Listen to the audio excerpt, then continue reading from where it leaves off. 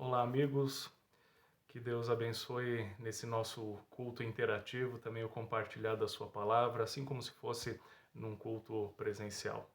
Eu confesso que eu estou bastante animado, mesmo que consternado por toda a situação do nosso mundo, mas animado também porque Deus nos deu de presente essa forma nova de poder estarmos compartilhando a palavra, estarmos juntos, unidos nesse grupo do WhatsApp, compartilhando essa palavra e celebrando o culto a Deus, né? Agora, eu quero compartilhar contigo uma questão que vem me ocupando desde que começou toda essa questão do coronavírus, desde que começou toda essa fala sobre epidemia e pan-epidemia, e de repente mais ainda quando eu vejo agora que de repente o mundo parece que está parando, as bolsas caindo, o dólar subindo, pessoas de repente parando de trabalhar sem saber de onde vão ter o sustento, de onde vão ter a sua renda. Isso me lembra até a música do Raul Seixas, que tocava lá pelos anos 80, né? O dia em que o mundo parou. Você lembra dessa música? Eu lembrei dela esses dias. Mas diante de todo esse quadro, diante de toda essa situação, a pergunta que me fica é: o que é o homem? O que é o ser humano? Sabe, a gente se acha tão grande, a gente se acha tão capaz. Parece que a gente aprendeu a fazer o mundo girar de uma forma tal que a gente nunca para.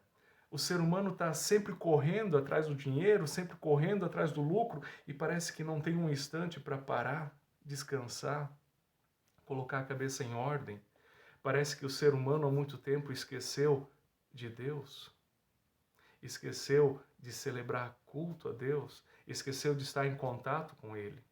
E de repente, diante de toda essa nossa prepotência de trabalhar e fazer a coisa acontecer, de repente vem uma ameaça invisível, um microscópico vírus. E esse vírus faz o mundo parar. Esse vírus faz o mundo parar. O que é o ser humano?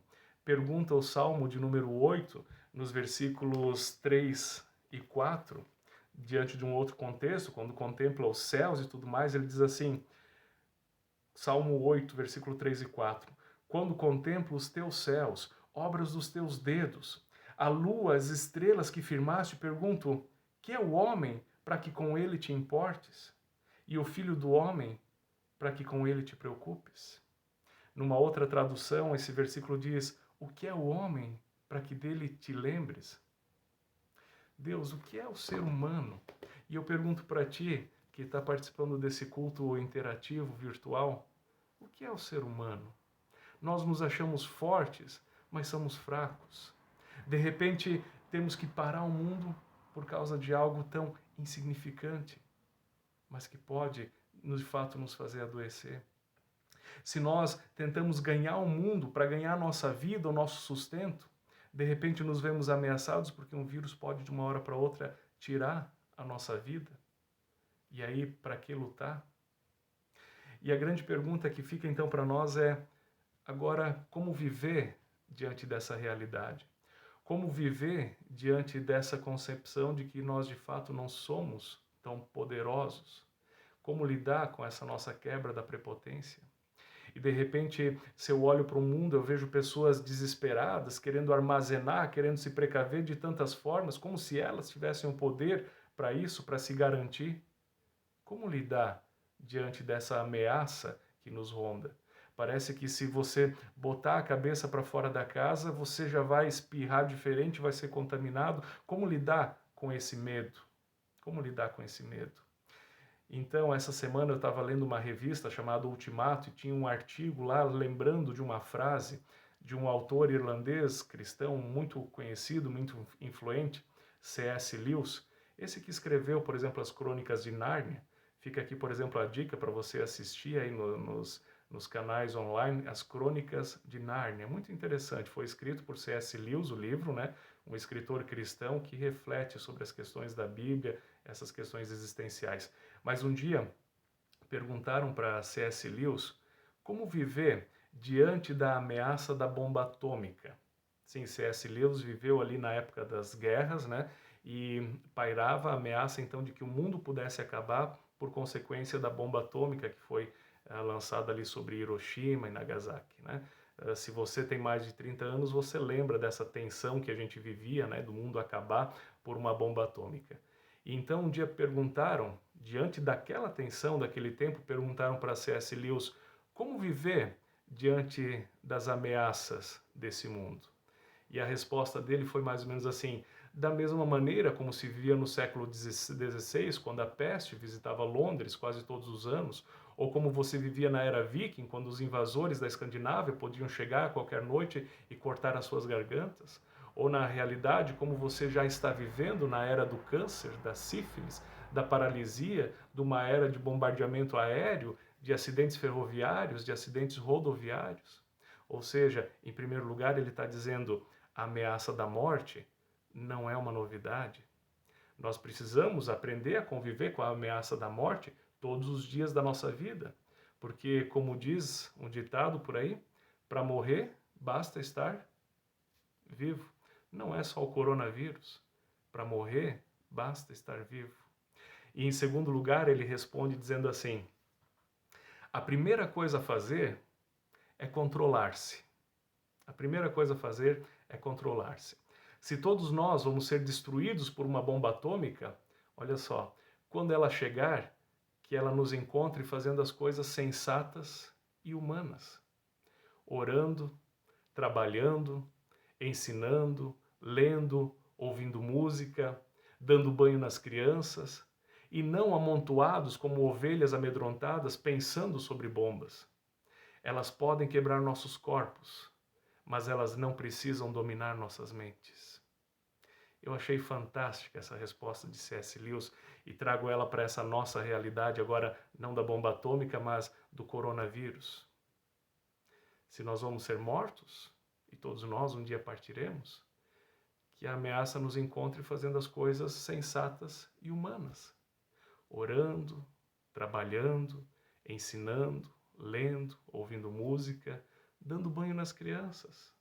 E não amedrontados, assustados, apavorados, como ovelhas encurraladas, pensando sobre a morte, pensando sobre as bombas.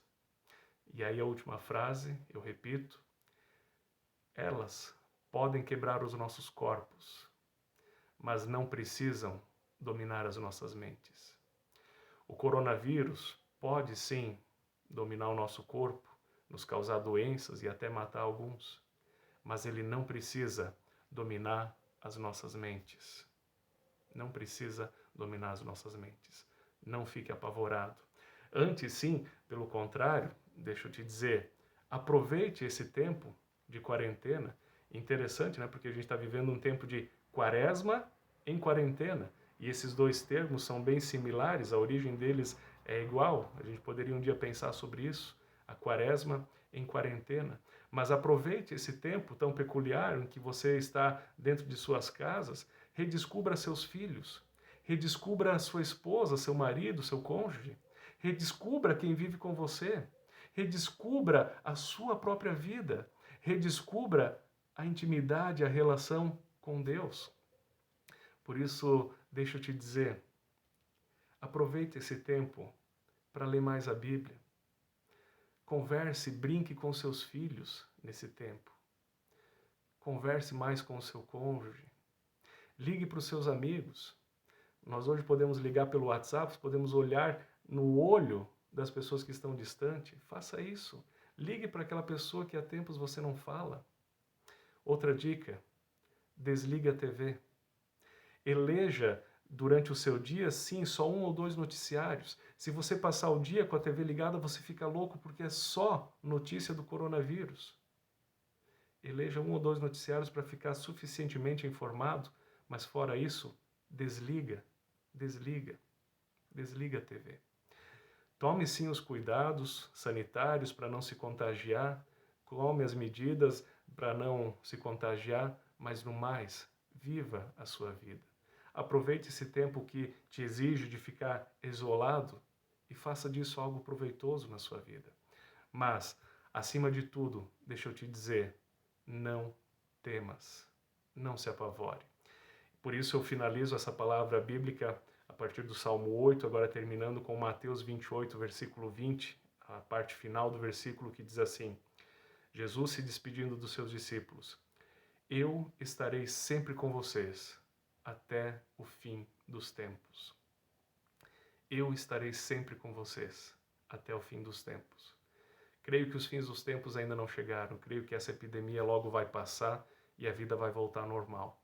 Isso quer dizer que Jesus está conosco até o fim dos tempos, quanto mais agora.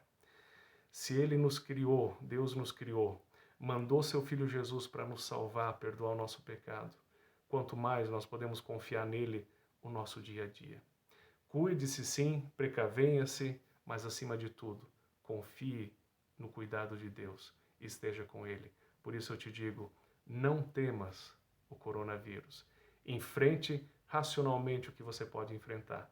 E no mais, confie na graça, na providência de Deus.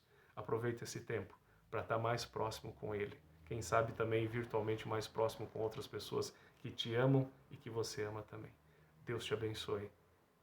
Que Ele fique contigo e nós juntos, todos os dias da nossa vida, mesmo que virtualmente. Grande abraço.